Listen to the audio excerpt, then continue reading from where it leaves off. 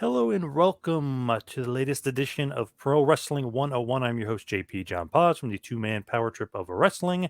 And of course, joining me is the hacker himself, the Ayatollah of rock and rolla. He is I guess you could say the pipeline destroyer, but maybe not anymore. He is Ben Hamin. Ben, welcome back to Pro Wrestling 101. From now on, you'll refer to me as the victorious one. Victory in all wars, 4-20 rounds, and Hacker Hamin brings home the victory, infidels. Time vilifies me always, and as we move into the biggest weekend celebration of them all, I'll be doing the dance on all of my opponents, all the way from BCW Immortal Championship Wrestling and 2CW. All infidels will be crushed, and so might you, John Poz, here on Pro Wrestling 101 today. YOLO! I did notice a few weeks ago Biden was getting heckled by the New Jersey natives that are usually pretty feisty. I just thought that was funny. Like they're heckling the guy while he's doing this little photo op thing. I can't say it's not earned, you know? Of course. Horrible. Yeah, it was the best of times. Well, not really. It was the worst of times. So hardcore stuff going down in the world, man. And when in times of war and times of strife, escapism of bread and circuses usually is more beneficial. If you look back through time of when bigger gates were drawn. So you want to escape reality. And right now, AEW and WWE are doing what they can. WWE, not so much.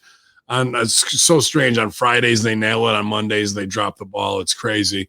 But AEW making moments for people to escape the vicious news cycle of pandemics and lost wars and the reality of being a sucker for corporatocracy for 20 years, like it's not the best time to have to face morality of being a human, and wrestling can provide an outlet, sometimes a mirror, a funhouse mirror to look at things and be able to talk about them, knowing that a real subject can be approached in a fake world and might be a little bit easier to deal with. Does that make sense what I'm saying? Yeah, absolutely. Yeah. Cool. So that's what I'll be doing for the next month. So as far as Pro Wrestling 101, wanted to kind of talk about being a wrestler and hey, so you want to be a pro wrestler? Maybe it's not that fun, or maybe it's not all it's cracked up to be. What do you think? Is it a little bit different away from the limelight of the stage and the production of wrestling? Oh, well, I don't know if it's different for a lot of different levels of what guys work on. I know you talked to Stevie, who obviously worked for every major promotion in a full-time capacity, and that being on the road 3, 4, 5 days a week, 2 weeks at a time is a far different career than what I've experienced as an independent talent. Because of availability of shows, which usually only take place on weekends, or I actually had to go work on a Thursday with Rick at PWA. That was a good time. But when I was in OVW and developmental, it was a very rigorous schedule because you were practicing wrestling 4 to 6 hours a week. Then we were doing 2 TV shows a week, live to tape. And then we would have 3 to 4 house shows sometimes, depending if it was the summer and there was the Six Flags series or what, whatever was going on. Well, maybe 2. So you could perform up to about 5 times a week and when things were really cooking. Otherwise, it was about 3 times a week. And that's plenty with some wrestling practice mixed in for your body trying to hold up, 1 sec. So, that was the most rigorous schedule of my training and working in developmental. But then you kind of become that weekend warrior. 2CW was great because we'd book Friday, Saturday shows. Might be Binghamton on Friday, and Saturday could be, at Watertown or Syracuse or, someplace within a shot. And we'd run every 6 weeks, 4 to 6 weeks. So we could do long-term business, and that means a lot. And now, since 2CW, went away for 5 years and now coming back for the big reunion. But in that time, all these other indies kind of pop up and chop up the territory a little bit. But I work the ones that I feel are, smart enough. There's some that I don't try and go to just because it's like, I don't want to lower my brand a little bit, you know. And then other ones I have a good hand in, and I try and do business across the board and be a character that people recognize at all of those. So, and that's fine because I'm running a full-time business. So I guess if you're the independent worker who holds down the day job, you know, that's the biggest thing to do. And a lot of guys hold down full families and all that stuff and still go out to try and experience that performance high that only pro wrestling can deliver. And that, you know, you can be just as over, and you work that your ass off until you hopefully get a shot at NXT or AEW or wherever you're going to go, Ring of Honor, for a full-time contract and make your name there. But you have to be knocking down the doors. They just don't come to you and go, hey, we heard about your match on the Indies. So, right. But at the end of the day, when you take the bumps, whether you're in WWE or, you know, working 4 different independent organizations, as soon as you get in the car and got to travel 300 miles, you know, 5-6 hour drive, sometimes coming back from Jersey or wherever, your body's screwed, man. Like I watched that terrible tag team turmoil show that they put on Raw, and they blew it. They had New Day doing the can they beat the odds type thing, and they're beating these teams, and then it breaks down Mason T-Bar getting heat on him, and dude, Woods and Kofi took mad bumps before that. And then they do a let's put a pin in this and we'll come back to it at the end of the show. Then they come back out like they're hurt. Guess what? They really are hurt because now the adrenaline's gone. They're cold. They had wrestled an hour. Now they feel every little goddamn thing. And then you got to go back out there. Oh, I could only imagine the car ride the next day, bro, for those guys and getting up in the morning and trying to foam roll, and every joint in your body hurts, your knees, your shoulders, your neck, your lower back, your hips. Your skin almost hurts. I don't care how conditioned you are in ring. When you do something like that and then have to travel, that's brutal. And when they did the let's put a pin in it, all those bumps those guys took up to that point now mean shit. They killed the whole story of the match was, can they overcome the odds? Well, to do that, you have to keep climbing the mountain. You don't get to stop at base camp 2, have a good night's sleep and a cup of soup, and then keep summiting until you get there and then get knocked off, and it means something. So all that work they put in just got swept away psychologically in the match. And I was just like, I felt so bad for those guys, man. Like, but they probably sold 30,000 in NWO New Day shirts that night, so I don't feel too bad for them. But yeah, man, so you hear the song, My Sacrifice, all right?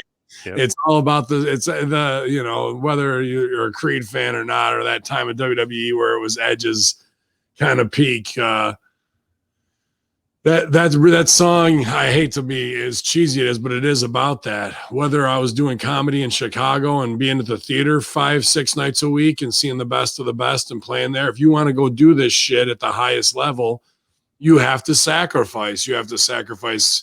You got a family, maybe kids' t-ball games and shit along those lines. Maybe you got to sacrifice having a family and you pack up your truck and move to Louisville or wherever, you know, it's going to be the place now to go and train and pursue your dreams. So there's a lot of sacrifice of, I mean, I don't name it, but like when Spirit Squad came back, right, and had that little 6-week run kind of 2 years ago, like I had seen that coming and let Mondo and Doan know that, hey, they're doing something with Ziggler where he revisits the ghosts of the past. You guys look ready, be ready. They were working the indies.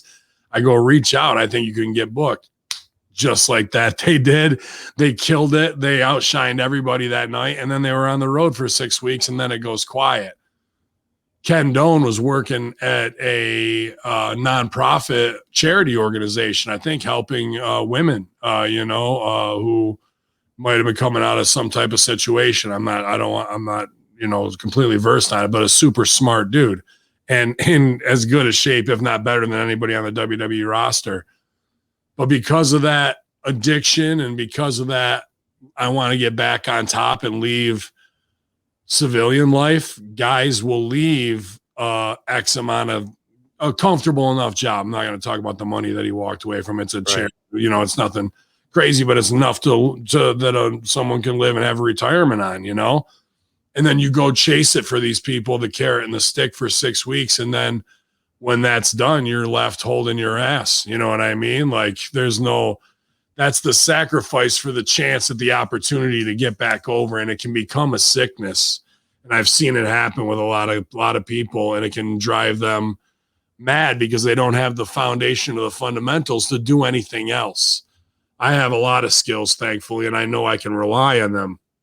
And that would be my first thing. If you want to do this shit, and it sounds like another trope, but get your education. Have something else that you can either tie into this and make money off of it so you're doing it full time, or have something else you love that you can go and do that will give you the time to pursue this. But you need to have an education to fall back on, because if this shit doesn't work out, go watch The Wrestler. The Wrestler fucked up a lot of wrestlers for a lot of years, me included. It put me on the shelf for almost a year, about 2010 when it came out, because there's scenes in that are so dark but real, but at the same time you pay that price. When I say the sacrifice, even the opening when they're in like the nursery school thing and he's getting changed, and it's post-show inside of some VFW with a nursery school or whatever it is, like type building. I've played 50, I've been changing 50 rooms like that. Elizabethtown is just like that. And it's after the show with flashbacks of the performance high injected into it. And for that performance high, you travel 500 miles or whatever you travel for $150 envelope, unless you're Ram Jam, and then you're probably, because you were a made guy, making more. But there's a lot of guys who won't even make half of that, a quarter of that, $20-$30 max. And that's the sacrifice of doing this shit to get in the ring and live out your dreams at any level, man. I know I went on for a while there. Go ahead. Well, when you're doing that, like you want to be a wrestler, you're going to travel from town to town.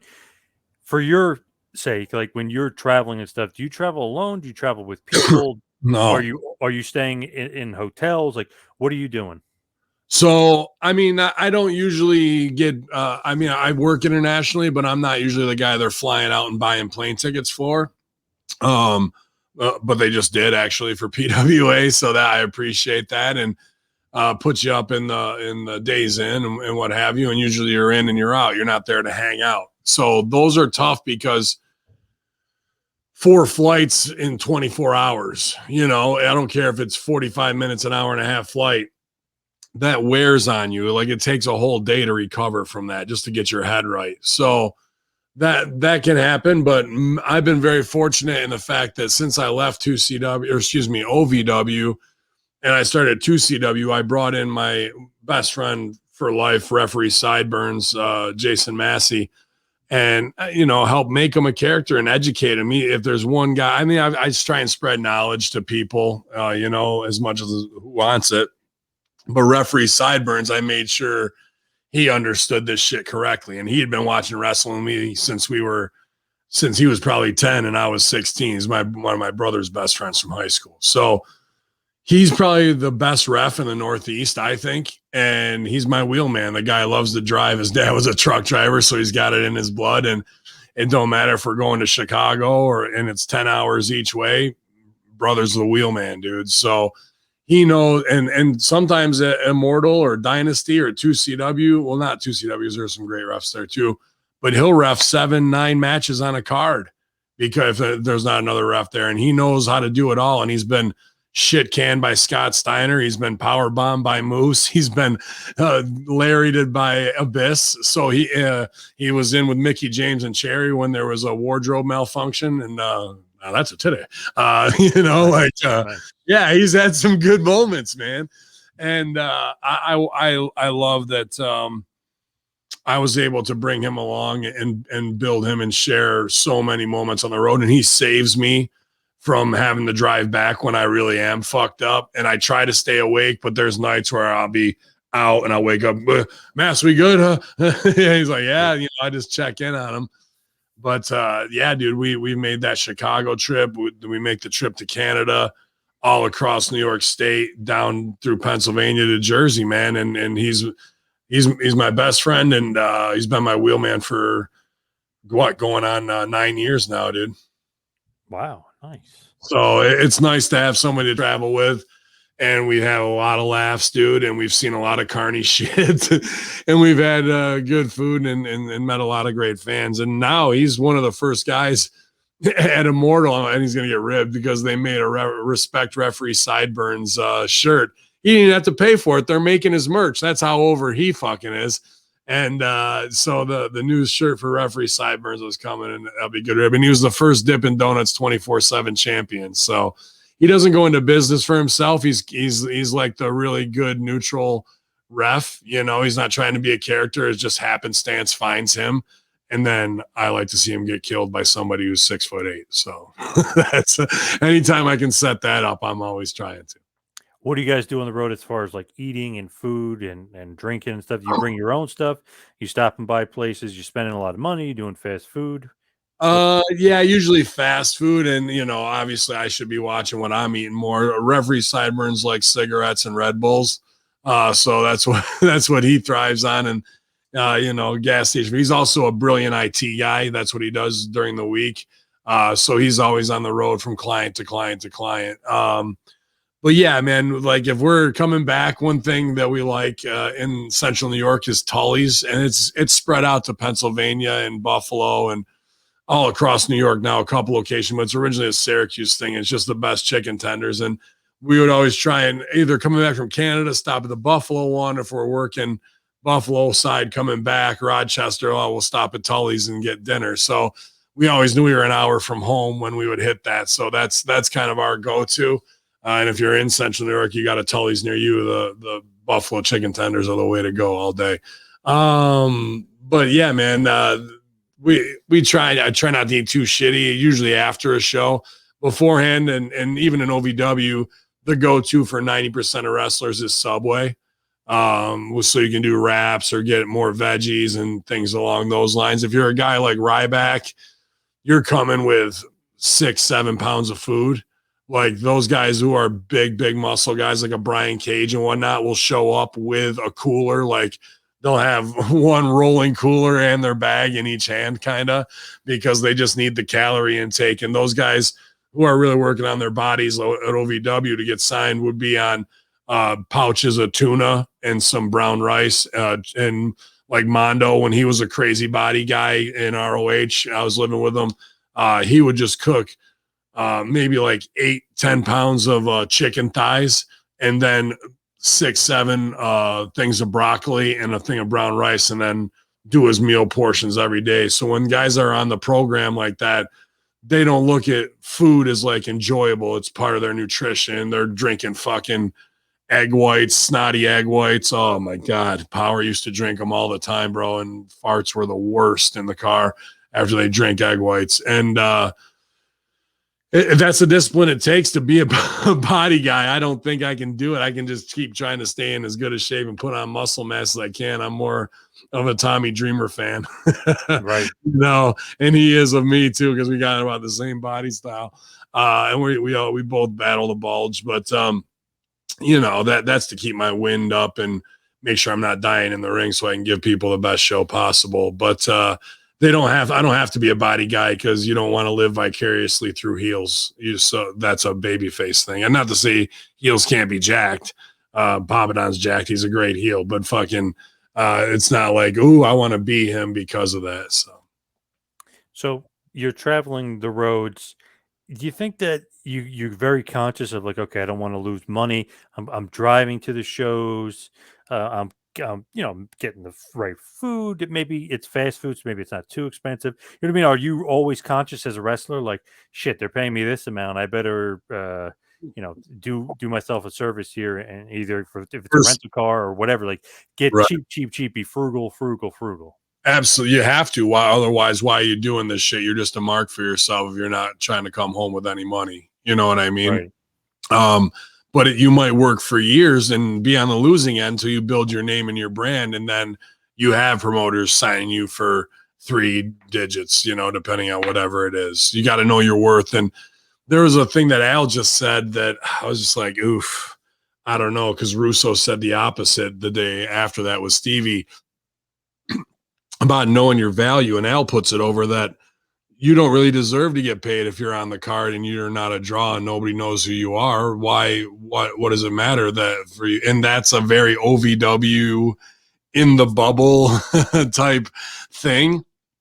Whereas outside, I'd need to get paid so the promoter knows my value. And then when I do a good job, they know it. They're not. No promoter's going to come to you later that you agreed to perform for free and go, you did a good job. Here's $40. They're not. That's not in a promoter's DNA. So you have to know that you paid X amount to your trainer, whatever I paid to Rip, and I did work to OVW and got all the knowledge. Well, if I'm going to the Harvard of professional wrestling, wouldn't the Harvard of professional wrestling want me to go out there and get a top tier job making money?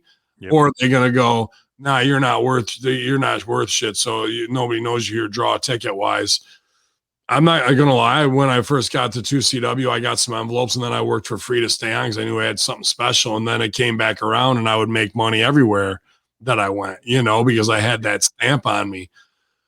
So there's times that you pick and choose your battles as an indie worker. And then now that I can come on here, Russo brand or my own network, every independent promotion should be paying me more because I'm giving them fucking global exposure as opposed to the little regional thing that they do. And there's some promoters that really get that, like a Crossfire or an Immortal Wrestling really understands the value of that, So just because your local guys on your roster don't listen to me, that don't mean shit to me because I've got listeners everywhere, right. From Australia to UK to Canada to New York and everywhere in between. So like that's how I'm setting my price. You know what I mean? You're getting so much more when you book me with a top-notch promo before the show, one on the show, a mediocre match, but everybody chants USA and feels good. And, the spectacle of maybe a $5 face slap. What other wrestler are you booking on your show that's bringing you that? Because I don't see many of them, and that's what sets me apart. And people can take my model and do something with it. And those who have become more successful, have gotten AEW shots, have gotten fucking to increase their envelope, and gotten more bookings because they get this shit. And there's guys who really get it, who I saw this weekend, and I'll probably beat the shit out of him. I shouldn't say this, but like Dick Justice said to me, he goes, we were talking about other guys. He goes, they just didn't learn anything from us, did they? And Dick appreciates me as the heel to his baby face because he was kind of in that lower, not known echelon. And what I showed him where we got to do nothing and we can steal the show. Sometimes we'll be the popcorn match. Other times we're with Hacksaw and fucking Piper. And we didn't have to do nothing. We got to take a little bit of punishment here and there, but it was all about character. So some guys are going to learn those lessons and some guys aren't. Some guys aren't going to save their money. And some WWE guys, I saw a kid at NXT maybe 2 months ago, 3 months ago, got signed, posing on Instagram in front of a new used, but Mercedes. Like that tells the tale right there. You know what I mean? There's smart with your money. You got to be. It can be over tomorrow, bro. And like that's just poor planning and also the fact that WWE doesn't have like a rookie program to school them on how to do this shit and provide for their future because tomorrow's not guaranteed is a problem because that can breed a whole crop of guys who then when you take wrestling away from them have a mental breakdown because they can't handle it and then some real bad shit that can happen that puts bad PR on the whole industry because from the jump they thought they were over and we're doing dumb shit with this new money, so that's a problem at that level too. And I've seen that plenty of times before, bro. Guys buying Humvees and shit. Like the week after they get signed, I'm going, holy fuck, bro. Like wait till taxes hit. Boom. Yeah. Wait till gas goes up to $4 a gallon. That's what was happening in Louisville at that time. So, you know, I remember when Cody bought Rey Mysterio's Humvee that he had, and gas went up to like 425 within the next year, bro. Devastating. Big mistake. Well, I mean, I'm sure that Dusty left him with a nice nest egg. Oh, I'm sure. Yes. But with like stuff like that, is it like something you would say to like a lot of the younger guys? Like, be careful with your money. You know, you're working the indies now. Don't go crazy spending on this. If you get a contract, don't go spending on that. I mean, it's all about kind of being smart, right? You don't know when the journey may end. The indies don't really matter. It don't mean shit because nobody's making any money. Nobody's Right. like making $500 envelopes. Nobody. So, you know what I mean? So, but if you're over as a baby, you can make merch money, dude. When I was working with Grin in Blitz Pro Wrestling in Chicago, it was a great time. And we would have some of my best matches, guys super athletic. And it's weird because that like Chicago's got these strange characters, and he was kind of one of them where he was like this clown, but not like a Doink the Clown type thing. It's almost like an Ultimate Warrior paint, but he can still do clowning. Plus, he's jacked and athletic, so he doesn't. He works like a over baby face. It was strange style, but it worked. But then, dude, after I would get so much heat there, fucking people were flying to his merch table. He had these little plastic, like remember the Halloween mask with just the rubber band on the back? Yeah. Oh yeah. Yep. He'd have green ones, and he'd paint his face green and black, kind of kabuki-ish, and sometimes orange and black. Dude, this guy's selling $300, $400 in fucking masks for these kids who want Rey Mysterio masks and shit, you know, but Grin's there with his stuff, and they loved it, bro, and he knew his audience. So my advice is don't worry about the envelope you as much as investing in yourself, and you got to spend a little money to make money. He had to put out the overhead of probably $200 to get all those masks made, right? And he's taking a risk, but we did a good job, and he got over, and now he can go to merch and act like he's a top star and walk out of there with $300-400. That's a nice payday for if you know the hustle, you know. So you have to think about that. If you're fighting me in a long-term program for like 6 months, we're going to do business. What should you probably invest in for your merch table? Well, you got to invest in some USA stuff if you're, Yeah, if you're going American in flags, new. made in China, 50 cents a piece. Yeah. American flags, bro. And Do you bring merch, by the way? Like your stuff? I know you're a heel, but do you bring all your merch?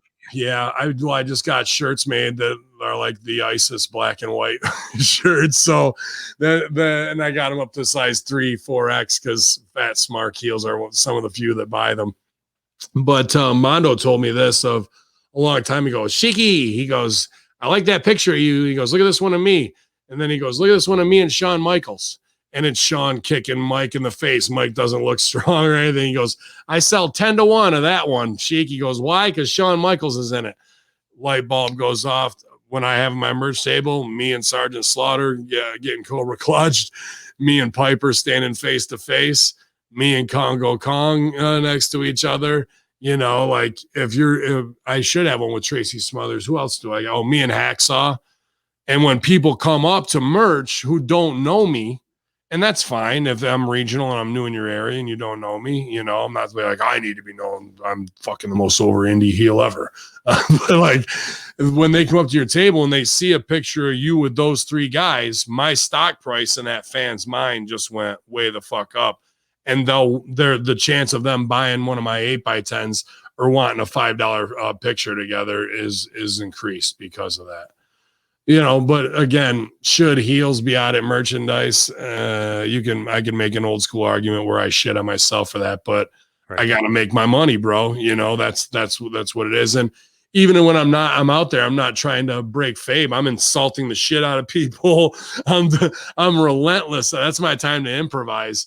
And then when I come out later and lose, or if I lost and they want to do a ha ha in my face, I can react that way too, you know? So I use merch, not just for sales, but to enhance my performance on the show.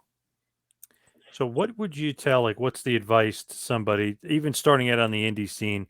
Like, how do they basically not only save money, but end up making money for the year or making money for the week or the weekend or whatever, just to Yeah, basically ensure like, hey, I want to be a wrestler, but hey, I also want to, make money, but also invest in myself. if you're a young boy, young girl coming up in this shit and you're not making nothing on a show, let's say even less, or even a little more, 20 or 30 bucks.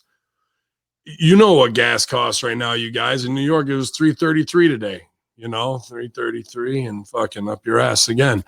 And that it's tough. So what do? You got to either have diehard fans or your crew that you roll with that's going to go in the car with you 4 deep, because at OVW, this is how it was. You pack the car out, 4 or 5 guys, and everybody kicks in their $5-10, depending on how far we're going.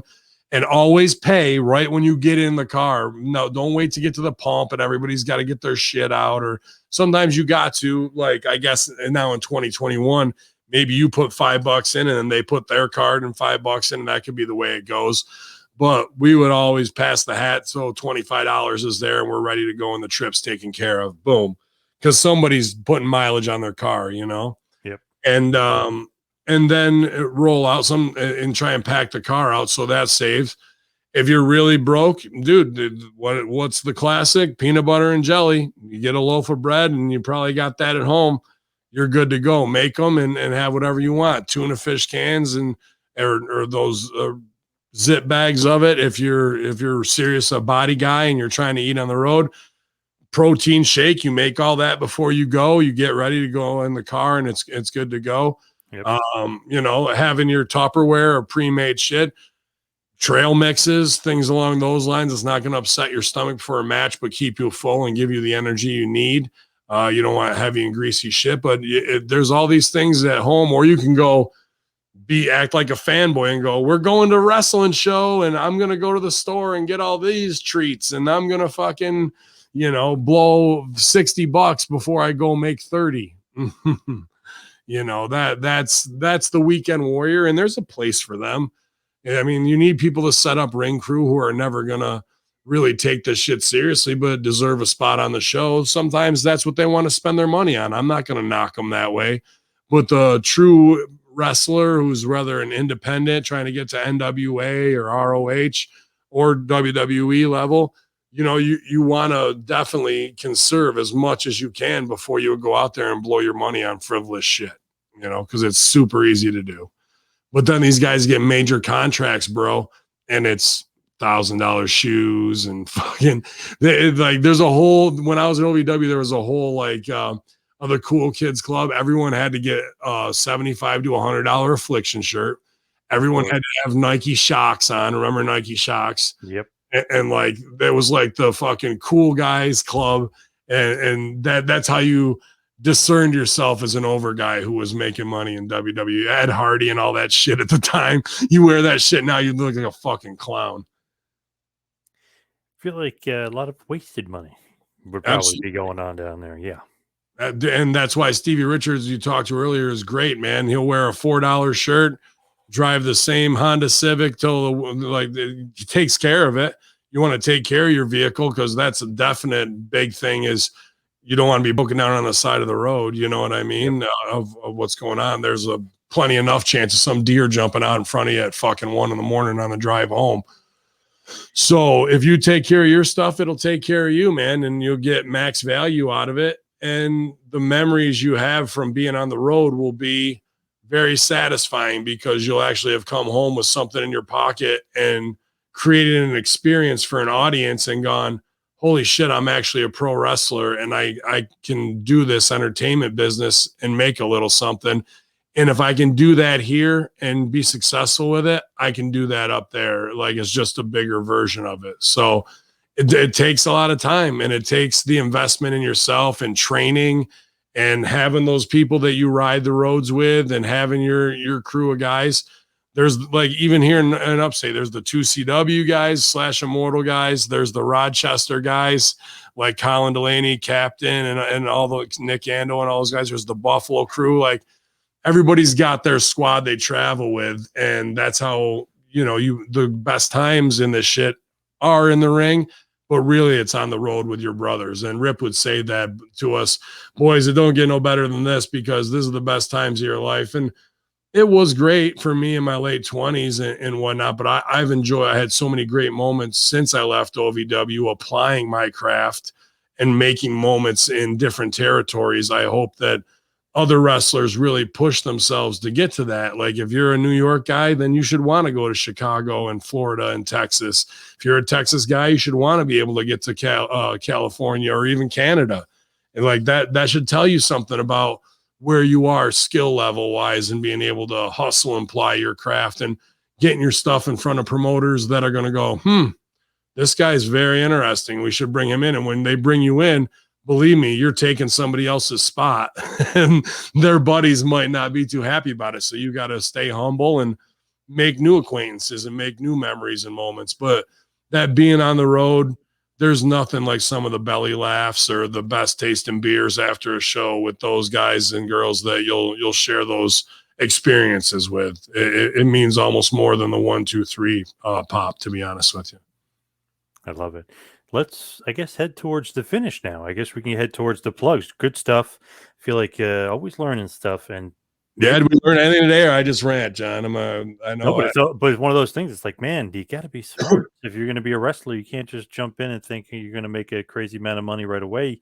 You have to, be wise with your money too, and realize, okay, wrestlers are trying to work too, yeah. Any chance they get, whether it's at a tanning booth on the road or, hey, we're just in town for one day, can we use the gym? Like, you're always trying to get free shit, and at the same time, you're like promoting the show.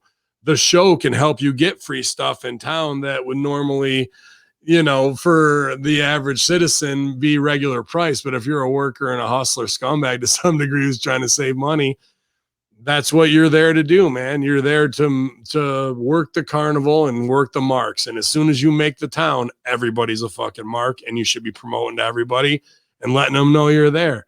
And use your little bit of celebrity, no matter how fake it till you make it is, to your advantage. Because the more you can do that, the more the world will view you as a star, and more up your stock price will go. Nice. Well said. I like that.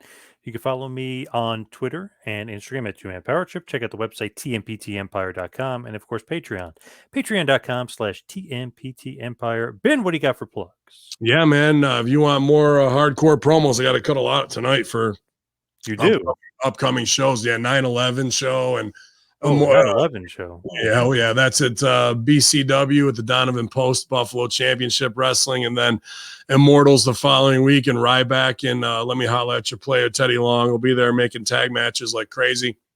I got Rick Recon solo on that one, so I look to put a bullet in him. And then a quick vacation down in Jamaica, and then coming back for 2CW Binghamton and Syracuse, the 30th of September and October 1st. And just huge surprises coming, But I even already announced Enzo and Cass, Davey and Eddie, Sammy Callahan, Havoc, Kylie Ray, and more. It's just going to be a lot of your AEW favorites. Dark Order's in the house too, I think.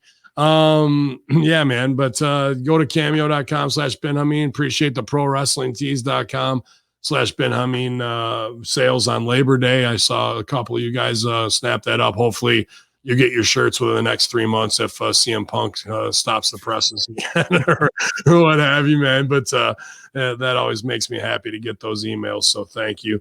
And follow us at Hamin Media Group. We're relaunching Relm under a new banner and everything. So that should be happening in the next week or so. But you can always just go to patreon.com/Hamin Media Group and get all of our shows there. Nice. Great stuff as always. Thank you, everybody out there, for listening. Thank you, Ben. See you right back here next week for a little Pro Wrestling 101. See you next week, folks.